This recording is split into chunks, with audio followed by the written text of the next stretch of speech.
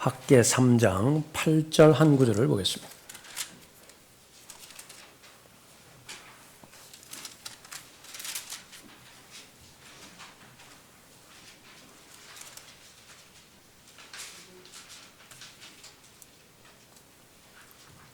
학개 1장 8절입니다.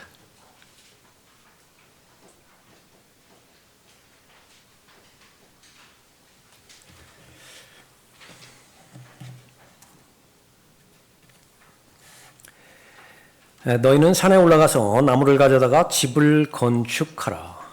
그리하면 내가 그로 인하여 기쁨을 얻고 또 영화롭게 되리라. 주가 말하노라. 한 구절에 나와 있는 내용이지만 실제로 하나님의 집, 성전이죠. 거룩한 하나님의 성전을 건축하라. 이것이 이제 천년왕국을 설명할 때 여러 가지 다른 주제들로 설명할 수 있지만은 또 하나님의 집, 성전을 주제로 해서 그렇게 설명할 수도 있겠죠.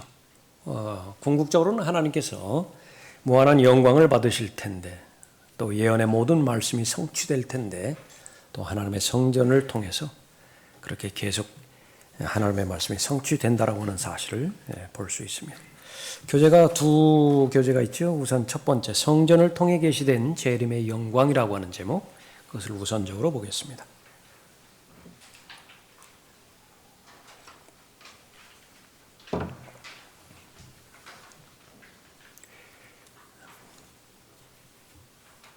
하나님의 계획을 어떤 주제를 통해서 시작하고 또 완성이 되는가를 볼 수 있느냐. 예를 들면 피가 어디에서 제일 먼저 나오고 그 피는 어떠한 결론을 얻게 되어지는 것인가 알 수 있죠.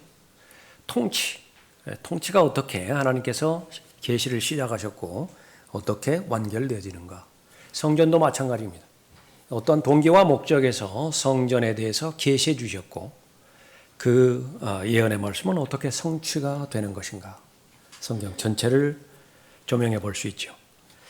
예루살렘 성전은 구약시대 하나님의 임재에 있어서 가장 중요한 장소였다. 하나님의 임재가 한 장소로 확정된 것은 광야의 성막이 처음이었으나 결국 그것은 예루살렘 성전으로 대체된다. 성막이 처음에 나타났는데 그 역할을, 기능을 다 감당했을 때에 그것은 이제 성전으로 옮겨간다 그 말이죠. 성막이 제일 처음 나왔고요. 솔로몬의 성전이 그 다음에 나오는 것인데 편의상 제1성전 그렇게 부릅니다. 바벨론의 포로로 잡혀가면서 그 솔로몬의 성전이 파괴가 되었죠. 다시 재건축이 되어지는데 스룹바벨이 중심이 되어서 건축이 됐다 해서 스룹바벨 성전 그렇게 합니다. 제2성전입니다. 신약으로 넘어와서 헤롯 대왕이 그 성전을 재건을 하는데 이것은 새로 지은 것이 아니라 보완을 하는 것입니다. 요즘 말로 하면 리모델링을 하는 거예요. 그래서 또 특별한 성전이 아니기 때문에 제2성전에 포함이 됩니다. AD 70년에 완전히 파괴가 되었습니다. 돌 하나 위에 돌 하나도 남지 않을 정도로 파괴가 되었죠. 없어져 버렸어요. 이제는 교회가 휴거되어지고 이제 다시 성전이 세워질 텐데 그 성전을 제3성전, 환란성전 그렇게 부릅니다. 그 기능이 끝나면 이제는 천년왕국에서 성전이 세워지는데 그것을 제4성전 그렇게 말합니다. 사람들은 이 제3성전과 제4성전의 차이를 모르고 있습니다. 환란성전의 그 성전과 천년왕국 성전 그 개별성을 잘 모르고 있는 것이죠. 간략하게 살펴보고요. 또 교재를 아주 충실하게 잘 읽으시고 제시된 성경 구절들 참고하셔서 잘 공부하시기 바랍니다. 우선 광야의 성막. 목적은 하나님 앞에 경배 드리고요. 하나님 앞에 경배 드릴 때에 하나님은 자신의 뜻을 보여주시죠. 계시받을 목적에서 성막이 시작되어집니다. 장소를 선정해 주시고요. 또 여러 가지 구체적인 방법들을 동원해서 말씀해 주심으로 인해서 그 구조라든지 크기라든지 기명들 하나님의 지시에 따라서 잘 만들어집니다. 주 목적은 무엇이냐? 속죄와 관련된 하나님의 방법이었습니다. 속죄받으려면 어떻게 해야 되는 것이냐? 그것을 잘 알려주셨습니다. 그래서 크게 둘로 나누어서 성막과 성전의 특이점이라고 한다면, 성막은 구속의 진리를 보여준다고 한다면 주된 부분이, 성전은 왕국의 영광을 보여줍니다. 그래서 성막의 안에 있는 그런 기구들의 그 의미, 앞으로 보여줄 예표들을 우리가 볼 수 있죠. 번제단은 심판을 말하는 것인데 그리스도의 희생을 말하고요. 물대야는 지속적으로 성결해야 된다라고 하는 것을 상징하고 있고, 차려놓은 빵이 있죠. 말씀을 상징하고, 촛대, 이것은 성령을 예표하고, 향제단, 기도를 말하죠. 휘장, 성소와 지성소 사이에 가로막혀 있는 휘장, 그것은 예수 그리스도의 앞으로 찢기실 몸을 상징하고 있습니다. 언약궤, 이것은 하나님의 보좌를 말하고 있습니다. 성막은 계속 이동하지요. 구름 기둥과 불 기둥을 따라서 광야를 인도하시는 대로 설치했다 다시 철거하고, 그 과정도 물론 구체적으로 하나님께서 잘 말씀해 주십니다. 그것이 상징하는 것은 바로 그리스도인이 타국인이요 순례자라고 하는 그런 그 성도의 그 삶을 잘 말해주는 것입니다. 가나안 땅, 그것은 교리적으로 하늘을 예표하고 있지는 않습니다. 왜냐하면 가나안 땅에 들어가서도 전쟁이 있죠. 그러나 영적으로 승리의 삶을 말하는 것이기 때문에, 성도의 삶을 말할 때에 순례자요 타국인의 삶을 말할 때는 광야를 통과하는 그 과정을 말하는 것입니다. 그 위치가 나와 있죠. 성막이 계속해서 변한 그런 위치가 있습니다. 광야에서는 이스라엘 진영의 중심에 늘 위치해 있었고요. 그 수경할 때, 이제 밤을 보낸다든지 했을 때에 그 중심은 이스라엘 진영의 중심에 있습니다. 가나안 입성 후에 실로에 있었고요. 또 필리스테아인에게 언약궤를 빼앗았겠죠. 빼앗겼을 때 아스돗, 가드, 에크론, 되찾았을 때 베스메스에서 키럇 여아림, 그렇게 되찾았습니다. 사울 때 높 땅에 있었고요. 언약궤는 키럇 여아림에 따로 떨어져 있었습니다. 다윗 때 성막은 기브온 상당에 있었고요. 언약궤는 가드인 오베데돔의 집에 있었습니다. 그래서 예루살렘으로 오게 되어 있죠. 솔로몬 때 이제 다 완성이 되어집니다. 언약궤와 성막에 있는 모든 것들이 성전 안에서 합쳐지게 되어 있습니다. 그래서 성막의 역사는 일종의 과도기를 말하고 있습니다. 이제 성전이 세워졌을 때 이제 움직이지 않죠. 이동하지 않습니다. 그래서 왕국 역사의 기초를 놓는 것과 같은 성격이 있습니다. 성막과 성전의 같은 점은 무엇인가? 하나님의 임재의 장소이다. 가장 중요한 의미죠. 그리고 성전에서도 그렇고 성막에서도 그렇고 희생제사가 드려집니다. 희생제사를 근거로 해서 하나님 앞에 경배를 드리는 그런 장소였었죠. 예루살렘 성전이 있는 곳이기 때문에 모든 것의 중심이 되었습니다. 차이점은 무엇인가? 조금 전에 살펴본 것처럼 성막은 장소에 있어서 유동적이지만 성전은 고정적입니다. 성막은 보혈의 구속을 예표합니다. 반면에 성전은 천년 왕국에서의 영광을 예언하죠. 성막은 모세에게 계시되었습니다. 출애굽기 25장부터 마지막 40장까지 아주 긴 장을 성막에 관련돼서 모세에게 계시해 주셨죠. 성전은 누구에게 계시되었느냐? 다윗에게 계시되었습니다.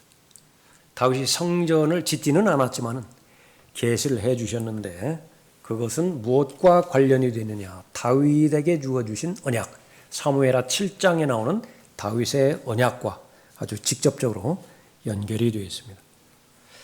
규모는 뭐 말할 것도 없이 성막은 소규모이지만 성전은 대규모입니다. 아주 규모가 컸죠. 성막은 성전이 세워질 때 그 역할을 다했습니다. 성전, 이것은 반복을 하는데 세워졌다 파괴되었다, 세워졌다 파괴되었다, 이것이 계속 반복이 되어지는 거죠. 자, 지금까지 그것이 이제 성막이었고요. 그 다음에 솔로몬 성전입니다. 제1성전이라고 불리는 솔로몬의 성전. 이스라엘의 첫 번째 성전은 솔로몬이 세웠지만 그 양식과 재료는 다윗이 준비해 놓은 것이었다. 역대기상 29장 16절의 내용이고요. 실제로 이제 솔로몬이 자신의 아버지 다윗이 준비한 것들을 가지고 건축을 하죠. 조금 전에 살펴봤던 것처럼 다윗이 성전 건축하는 것을 허락하지 않으셨지만은 그 대신에 다윗의 언약이라고 하는 아주 중요한 그런 언약을 주셨습니다. 그 언약의 내용 가운데 하나는 다윗의 아들에 관한 언약이었죠.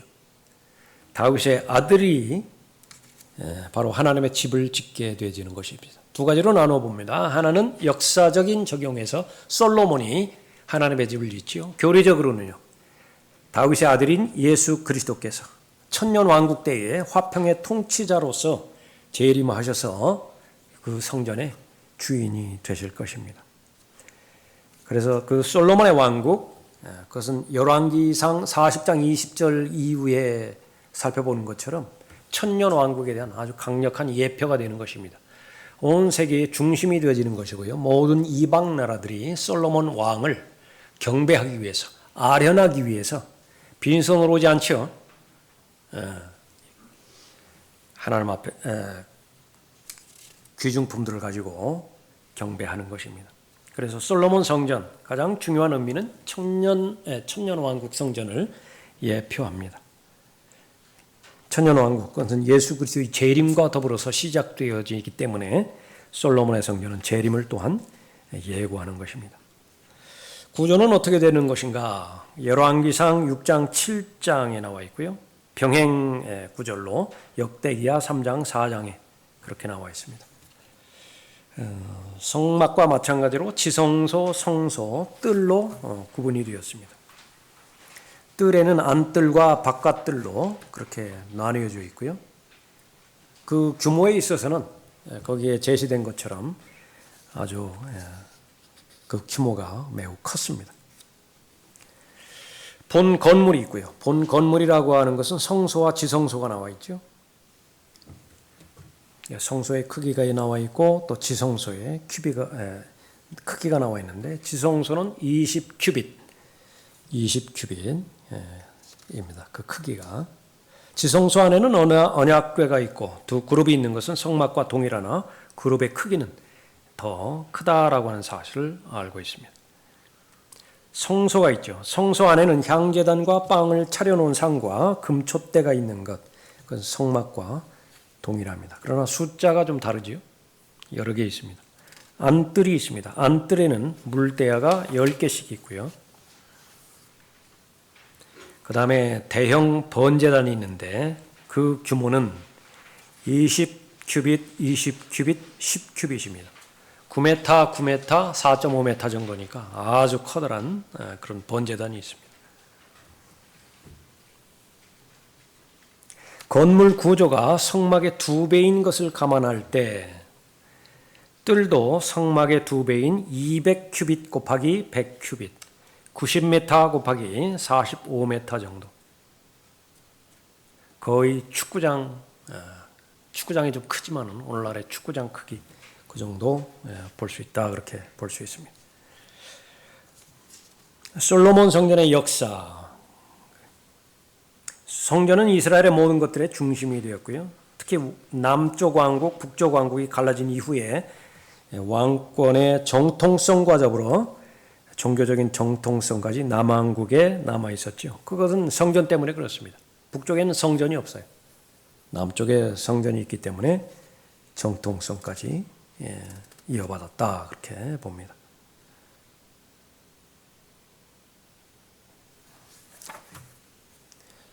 만왕의 왕이시고 만주해 주신 여호와 하나님을 얼마만큼 온전하게 섬기고 경배할 것이냐, 아니면 우상 숭배에 빠질 것이냐, 이 싸움이었죠. 두 왕국 사이의 역사의 본질은 성전이 바로 중심이 돼서 그러겠습니다. 선한 왕이 있고요, 악한 왕들이 있었는데, 선한 왕들은 성전에서 그 성전의 기능대로 잘 감당을 한 것이고요, 악한 왕들은 성전을 더럽혔던 것입니다. 유다가 지속적으로 범죄하고 궁극적으로 배반했을 때, 배교했을 때에 성전은 완전히 더럽혀졌습니다. 그 제일 마지막 부분쯤에 있는 에스겔 8장 6절 거기 보십시오. 에스겔 8장 6절. 이스라엘 집이 여기서 큰 가증함을 행함으로 내가 나의 성소로부터 멀리 떠나가야 하지 않겠느냐. 에스겔에서 전반부에서 하나님이 떠나죠. 천년왕국 성전이 계시되는 에스겔 40장 이후에서는 그 떠나셨던 동쪽 문으로 다시 주의 영광이 다시 임하게 되어지죠. 솔로몬의 성전에서는 떠나는 역사입니다. 하나님의 영광이 떠나요. 이로써 하나님의 영광은 성전을 떠나셨고 성전은 극심히 파괴되었다. 하나님께서 성전을 먼저 버리신 것이 아니라 백성이 먼저 성전을 버린 것이죠. 그래서 그 결과적으로 성전이 더럽게 된 것입니다. 성전이 아닌 곳은 우상을 섬기는 신전이며 그것은 반드시 무너뜨려져야 되는데 명패만 하나님의 성전이에요. 그런데 그 안에서는 온갖 우상들을 섬기고 있습니다. 우상 숭배의 전이 된 거예요. 그래서 이것은 끊임없이 반복을 합니다. 계속 반복을 해요. 예수님 당시의 헤롯 성전에서는요, 완전히 교회가 장사꾼들의 난장판이 되어버렸어요. 교회에 오는 목적이 정치인들은 표를 얻기 위해서 오는 것이고요, 장사꾼들은 물건을 팔기 위해서 오는 것이고, 다른 사람들은 있는 사람의 덕을 좀 보려고 기대해서 오는 거예요. 교회에 와가지고 무슨 이득을 좀 보고 가야 되겠다, 그런 동기에서 오는 거예요. 썩어 빠질 대로 썩어 빠진 것이죠. 라오디케아가 바로 그 부분이에요. 성령은 떠나셨고 예수 그리스도는 문 밖에 계시고 있는 것은 무엇만 남았느냐, 시민의 권리만 남았습니다. 모두가 다 투표해요. 거기는 영적 권위는 어떤 것도 없습니다. 그냥 다 민주주의가 우상이 돼버렸어요. 목사 선임하는 것도, 목사 초병하는 것도, 무슨 집사 선출하는 것도, 교회에 무슨 계획하고 이런 것도 모두가 다 회원들의 주장, 청중들의 주장, 이것들로 다 난장판이 돼버렸다. 그렇다고 한다면 영적 지도자는 아무 쓸모가 없게 되어져 버리는 것입니다. 그런 곳이 되어버렸어요. 그렇게 해서 이제 왕국이 멸망되어지죠. 세 번째, 제2성전입니다. 스룹바벨 성전으로 그렇게 되어 있죠. 예루살렘이 멸망하고 성전이 파괴된 후 예레미야가 예언한 70년이 지났습니다. 하나님께서는 이방왕 코레스를 일으키셨죠. 그 마음을 감동시키셨습니다. 그래서 포로로 잡혀와 있던 유대인들을 본토로 돌아가게 하셔서 더 구체적으로 명하죠. 성전을 재건하라. BC 536년이었습니다. 70년이 지난 다음에 606년에서 536년, 그 간격은 70년이었습니다. 정확히 성경대로 그대로 예언이 되었고 그 예언은 성취가 되었습니다. 지도자로 스룹바벨과 여호수아, 정치적 지도자 스룹바벨, 왕이기 때문에, 왕의 그 권위를 이어받은 부분이기 때문에 스룹바벨이고요. 또 거기는 영적인 지도자가 있어야 되기 때문에 대제사장 여호수아가 중심이 되었던 것입니다. 이때 예언한 선지자들 학개와 스가랴가 있죠. 스룹바벨의 주도하에서 성전이 재건되었다고 해서 스룹바벨 성전이라 하며 새롭게 지어진 이 성전을 보통 제2성전이라 한다. 그 구조라든지 그런 크기라든지 그 부분은 정확하게 알 수는 없습니다. 다만 옛 솔로몬의 성전의 구조를 복원했으리라 여겨지는데 그것이 얼마만큼 닮았고 얼마만큼 다른지 그 부분은 알 수가 없습니다. 학개 2장 9절에서 이 나중집의 영광이 먼저 집의 영광보다 더 크리라. 만군의 주가 말하노라. 이곳에 내가 화평을 주리라. 만군의 주가 말하노라. 역사적으로 살펴보죠. 나중집 제2성전일 것입니다. 먼저 집 제1성전일 거예요. 그래야 맞죠?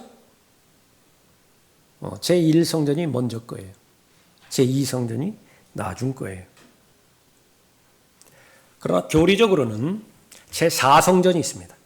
천년왕국성전이 있죠. 제4성전인 천년왕국성전과 제2성전인 스룹바벨 성전과의 비교가 교리적 적용이에요.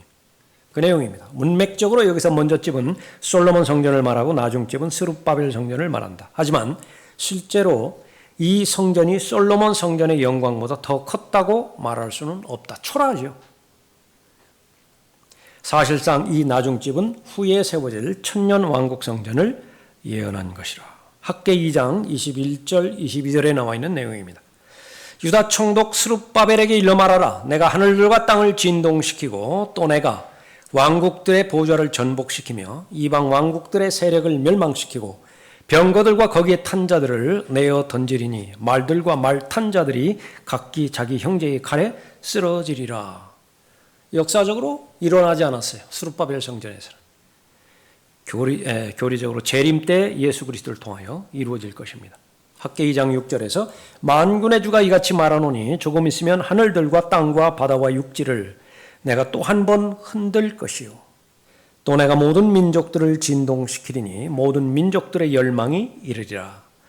그러면 내가 이 집을 영광으로 채우리라. 만군의 주가 말하노라. 예표입니다. 스룹바벨 성전이 무엇을 예표하는 것이냐? 학개 2장 6절 7절은 한 단어도 빠지지 않고 문맥적으로 그대로 성취할 것이에요. 어디에서요? 천년왕국에서. 그때는 예수 그리스도의 재림 이후죠. 그 밑에 문단 보십시오. 스룹바벨 성전의 가장 큰 위기는 시리아 왕 안티오쿠스 4세, 안티오쿠스 에피파네스로 잘 알려지는 인물이죠. 그때 있었다. BC 167년입니다. 안티오쿠스 에피파네스는 예루살렘을 정복하고 성전에 돼지 피를 뿌리는 등 성전을 지독하게 모독했다. 이 일로 인해 제사장 가문인 마카비들을 중심으로 혁명이 일어났으며 결국 왕국과 성전을 회복하게 된다. 요한복음 10장 22절에서 이 명절을 수전절이라고 부릅니다. 그러나 이것은 정식 왕의 회복이 아니에요. 왕조가 다릅니다. 이때의 왕국은 다윗 왕조가 아니라 하스모니안 왕조였습니다.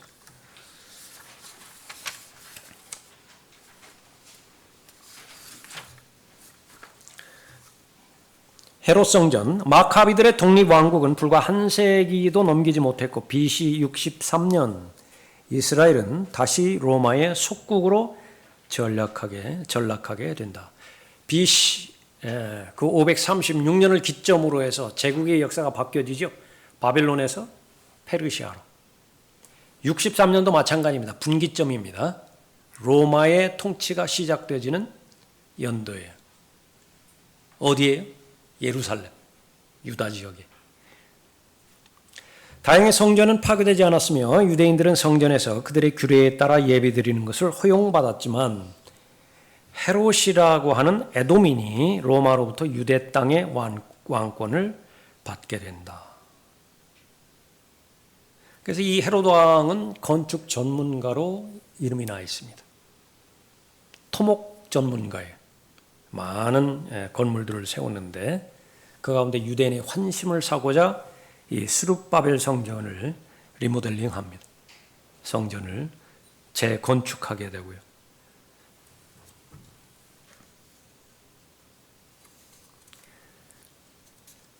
자, 이 성전에서 하나님께서 영광 받으신 것이냐? 그렇지는 않죠. 예수 그리스도를 거부하는 그런 민족이기 때문에 그냥 유대교의 전통을 실행하는 중심 장소로서 그 성전을 그렇게 보고 있습니다. 그런데 그 다음 문단 보십시오. 그래도 예수 그리스도께서 이 건물을 성전이라고 불러주신 것은 그나마 그분의 은혜와 자비 때문이었고 또 예언을 이루시기 위함이었다. 그래서 그 헤롯 성전 그 부분을 놓고 나의 집, 아버지의 집, 그렇게 적용해서 말씀하고 있습니다. 그래서 불완전한 성전이었지만은 그 성전의 주인은 하나님이시다. 그 성전의 주인은 바로 예수님 자신이어야 된다. 그렇게 말씀하는 것입니다. 그러나 그 제한적인 성전마저도 버림받았다고 그렇게 말씀하시죠. 마태복음 23장 38절에서 보라 너희 집이 황폐하여 버림받되리라. 더 이상 예수님의 집도 아니에요. 더 이상 아버지의 집도 아닌 것입니다. 그냥 너희 집이에요.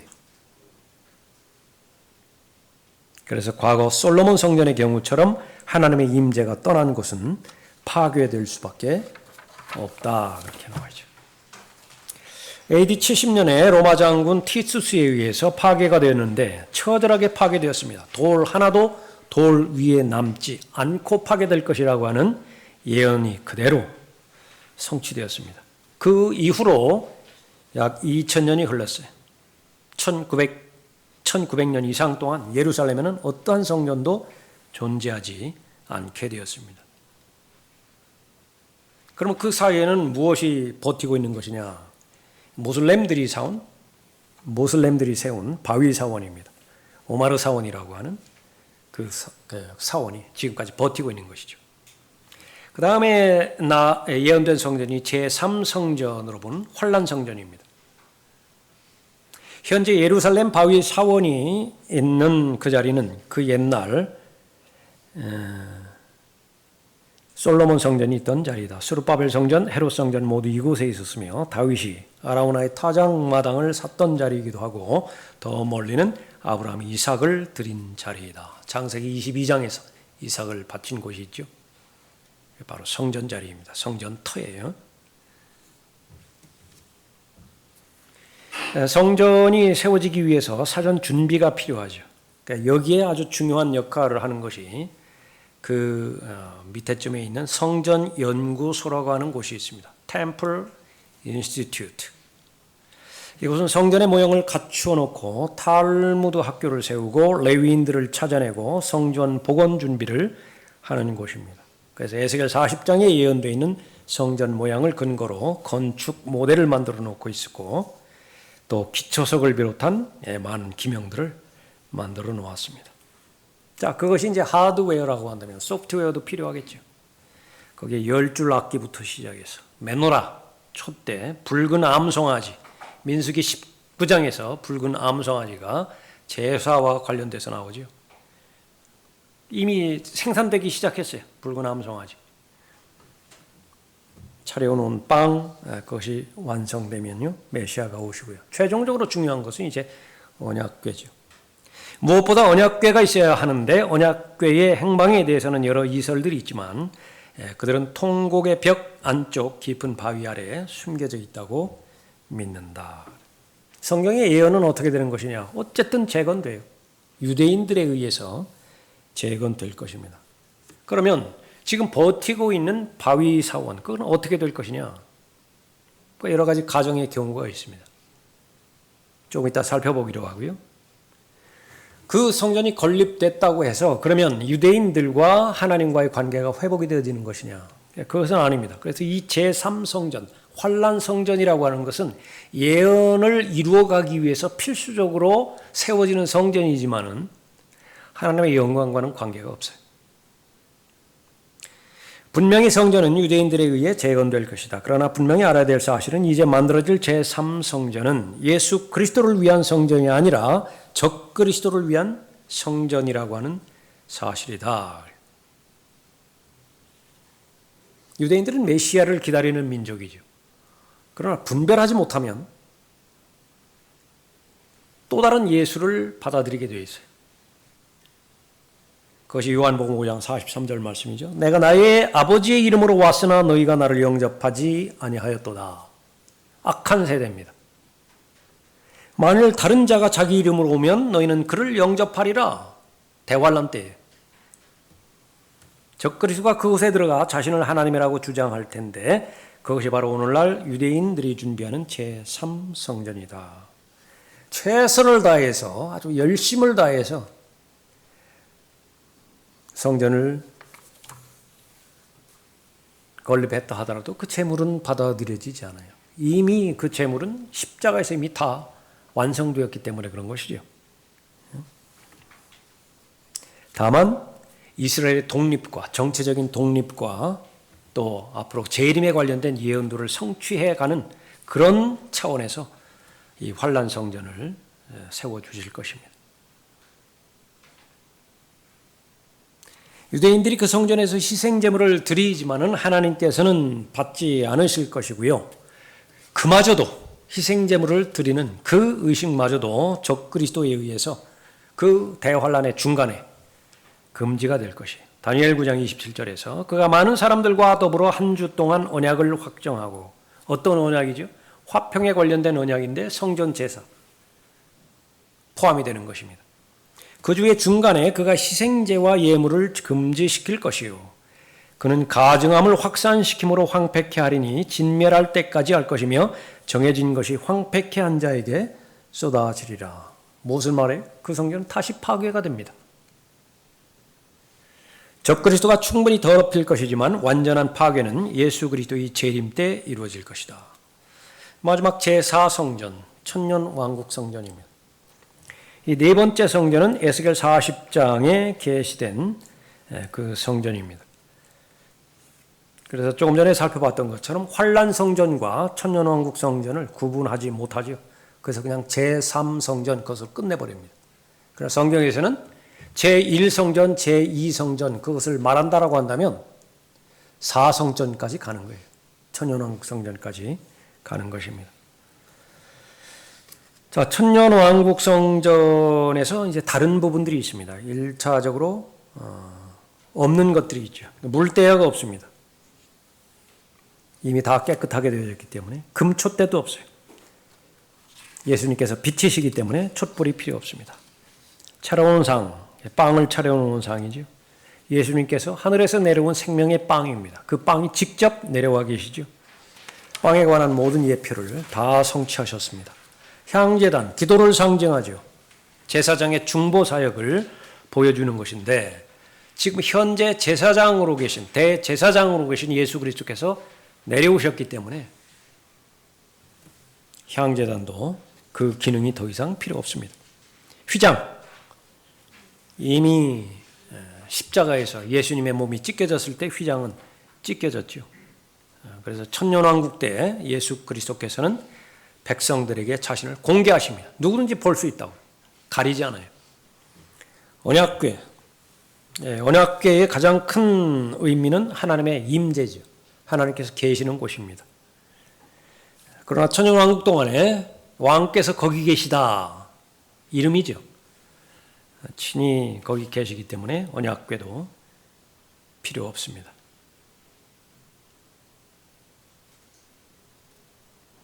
천년왕국에서 지켜질 것들이 있는데 희생제물, 이것은 바로 그 문자 그대로 실제적인 희생제물에 대한 효력을 말하는 것이 아니라 이미 과거에 희생제물이 드려졌죠. 그것을 기념하는 것입니다. 우리로 말하면 무엇이에요? 주의 만찬입니다. 주의 만찬. 주의 만찬이 무슨 효력을 발휘하는 것이 아니라, 침례도 마찬가지죠. 침례를 받아야 무슨 영적인 변화가 일어나는 것이 아니라, 그것은 기념하는 것이고 그것은 선한 양심의 고백이지요. 천년왕국에서의 희생제물도 마찬가지입니다. 유월절이 나오죠. 유대인의 7명절, 주의 명절이라고 불려졌던 유대인의 7명절이 있는데 바로 유월절 지켜지는데, 여기에서도 변화가 있습니다. 어린 양은 등장하지 않고 수송아지와 수렴소가 제물로 바쳐지는 것입니다. 중요한 것은 이제 장막절이에요. 장막절은 모든 민족들이 지켜야 하며 그렇지 않을 시에는 가뭄과 재앙이 있을 것이다. 장막절은 이스라엘이 안식의 땅에 정착했을 때 과거 광야 생활을 돌이켜보며 지키는 절기였다. 그랬죠? 그래서 오늘날의 유대인들은 개인주택을 구입합니다.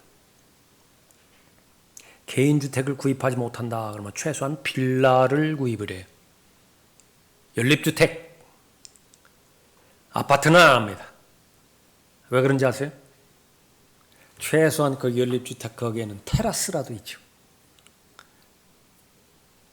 개인주택에는 마당 뜰이 있잖아요. 아직도 감 못 잡으셨어요? 장막절 지켜야 돼요. 거기다 크든 작든 텐트 하나 만들어 놓고 그렇게 해야 되는 것입니다. 그러니까 이보다 더 종교적인 민족은 없습니다. 장막절, 그것이 바로 재림을 상징하는 명절이었고 천년왕국을 상징하는 명절이었습니다. 제일 밑에 문단 보십시오.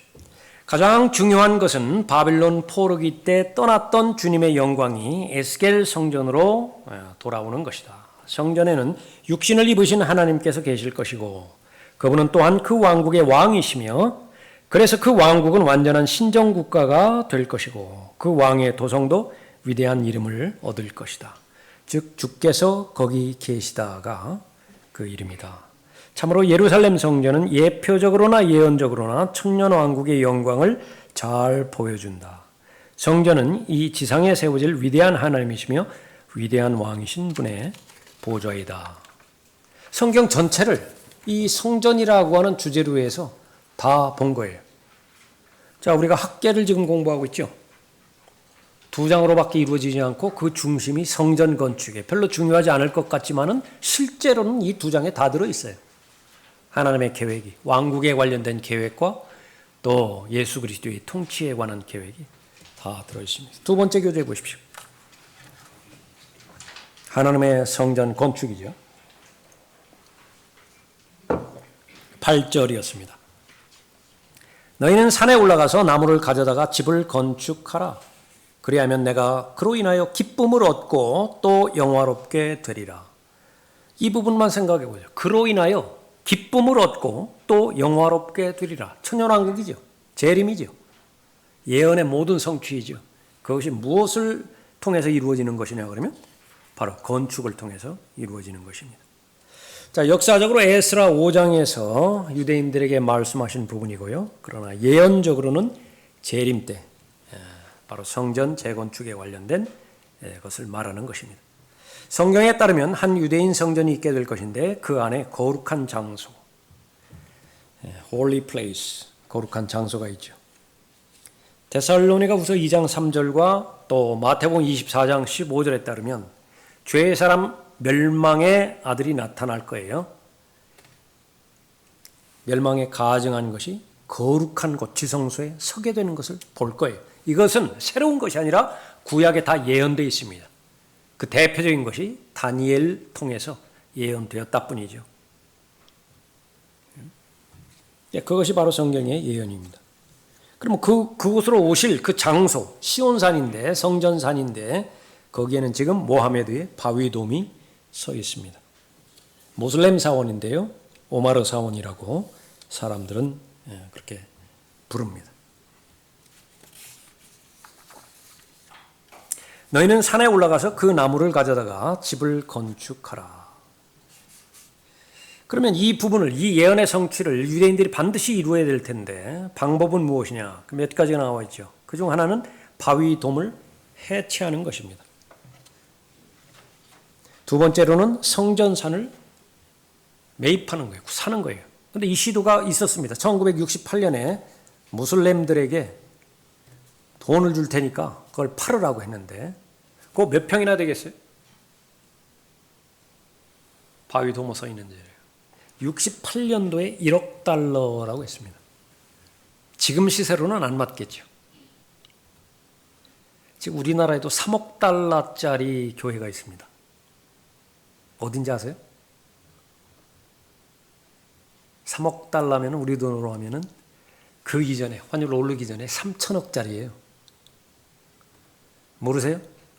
서울에 가면 한번, 시간 나면 한번 구경해 보십시오. 예.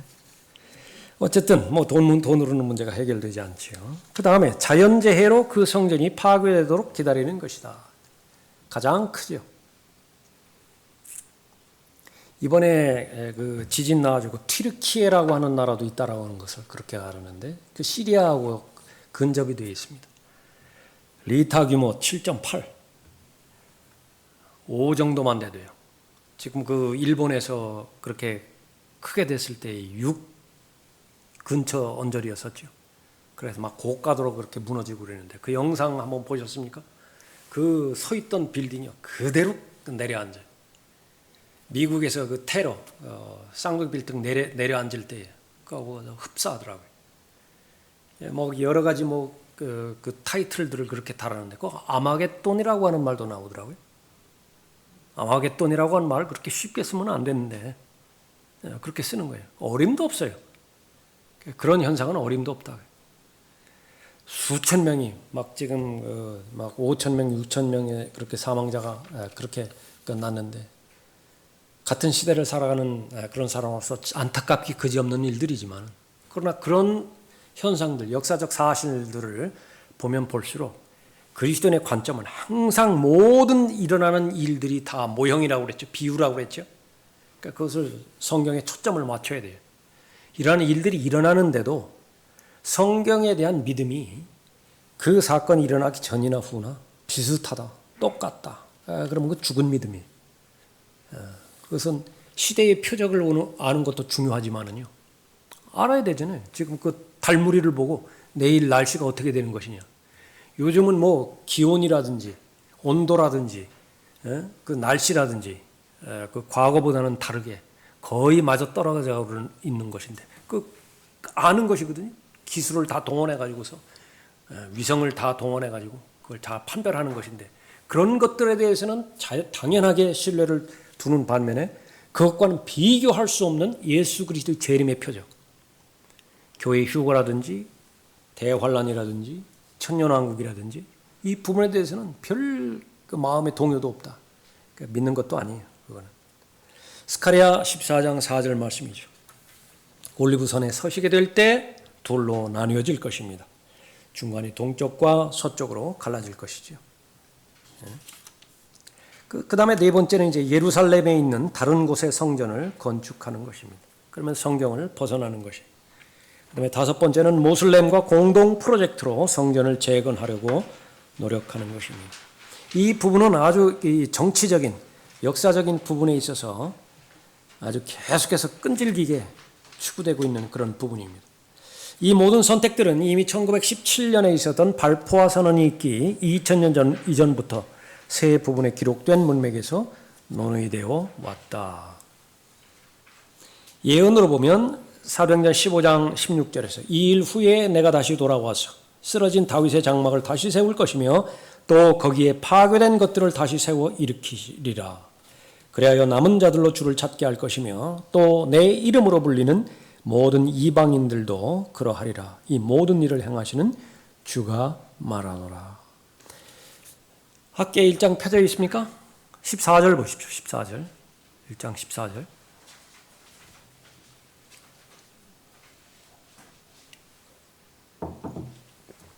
주께서 스알티엘의 아들 유다 총독 스룹바벨의 영과 여호사닥의 아들 대제사장 여호수아의 영과 백성의 모든 남은 자의 영을 움직이시니 그들이 와서 만군의 주 곧 그들의 하나님의 집에서 일을 하였다.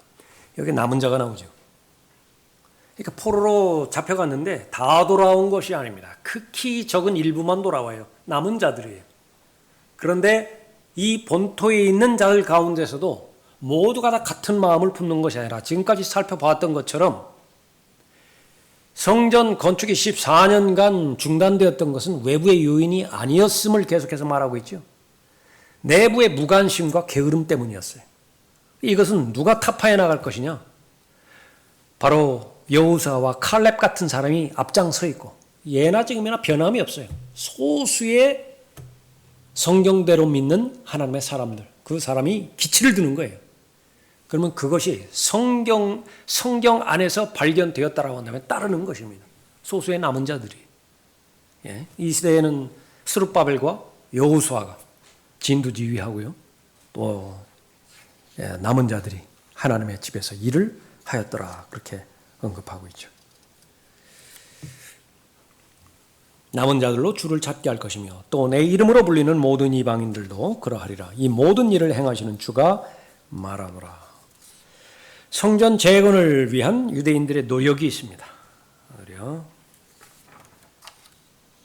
거의 5가지로 나오는데, 첫 번째로는 유대인들은 성전산을 되찾기 위해 노력해 왔고 1800년이 지나 자신들의 국가를 다시 세운 1948년 이래로 오마르 사원을 제거하고자 노력하였다.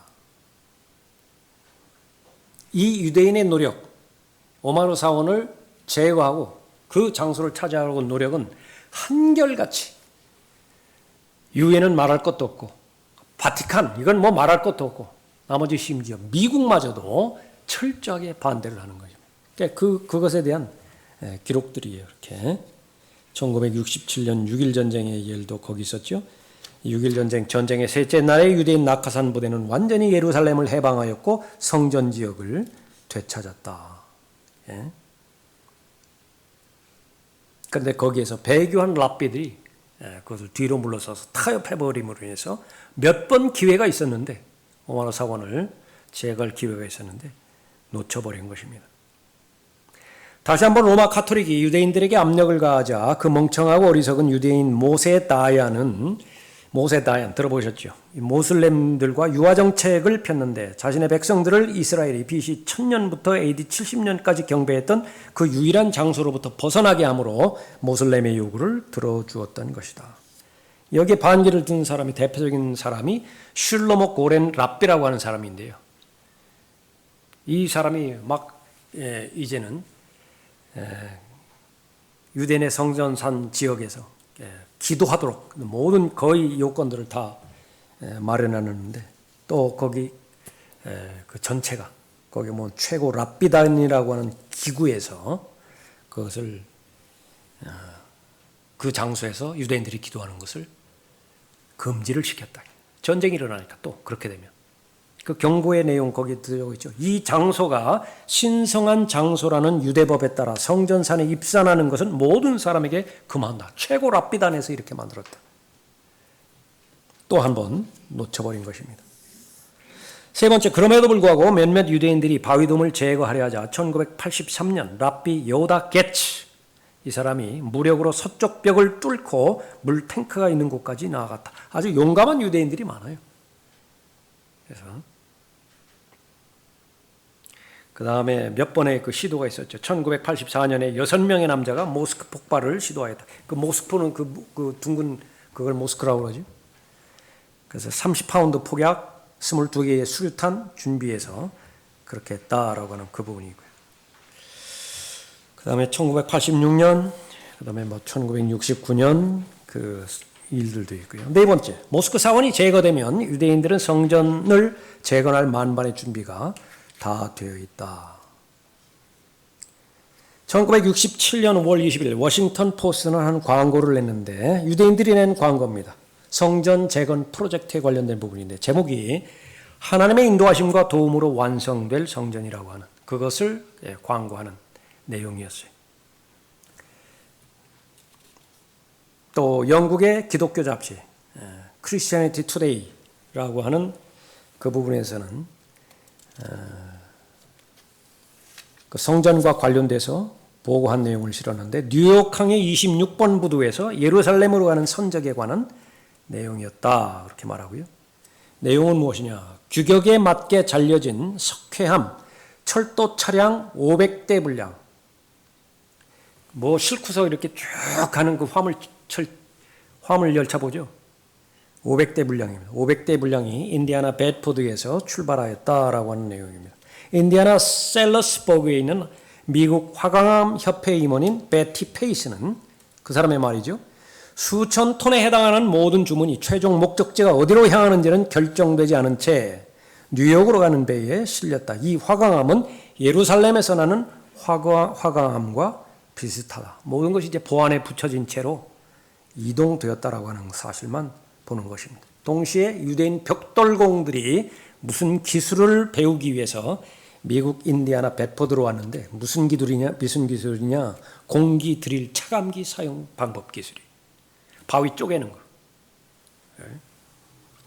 다섯 번째, 1986년 랍비 슐로모 고렌은 유대인들은 의무적으로 성전산에 있는 한 장소에서 기도해야 한다고 말했다. 그래서 한 유대인 회당, 시너거그, 유대인 회당 동쪽 벽 유대인 회당이 동쪽 벽 쪽에 세워져야 한다고 말했다.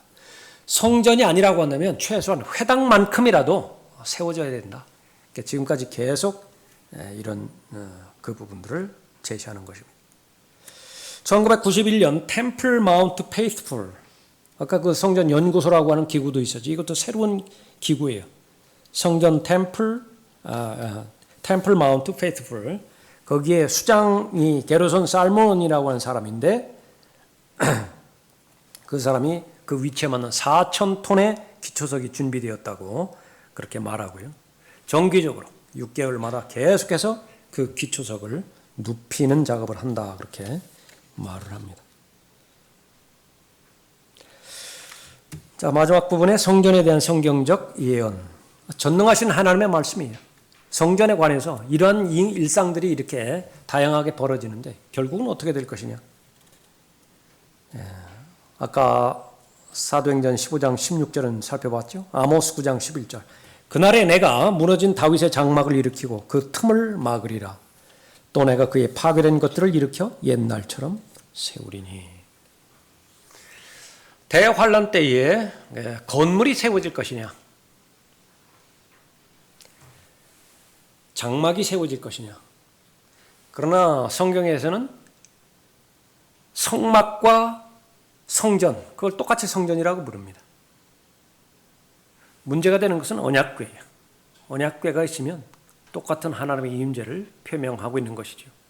그래서 얼마만큼 긴 기간이 소요될 것이냐, 그것은 별 문제가 되지 않는 것입니다. 마지막 결론 부분에 해당되는 부분 보십시오. 지금 현재 예루살렘에 있는 성전 연구소는 예비한 성전을 위해 모든 기구들을 가지고 있다. 그들은 유전자 검사를 통해 레위인들을 가려내어, 제사장이 필요하니까요, 레위인들을 가려내어 성전 의식을 위해 적합한 옷을 입는 것을 포함하여 모든 것을 훈련시키고 있다. 탈무드 학교에서 모든 것이 마련되었다. 그들이 해야만 하는 모든 것은 진입해 들어가는 것이다. 그리고 진입할 때 그들이 필요한 모든 것은 장막이다. 자, 1장을 마쳤습니다.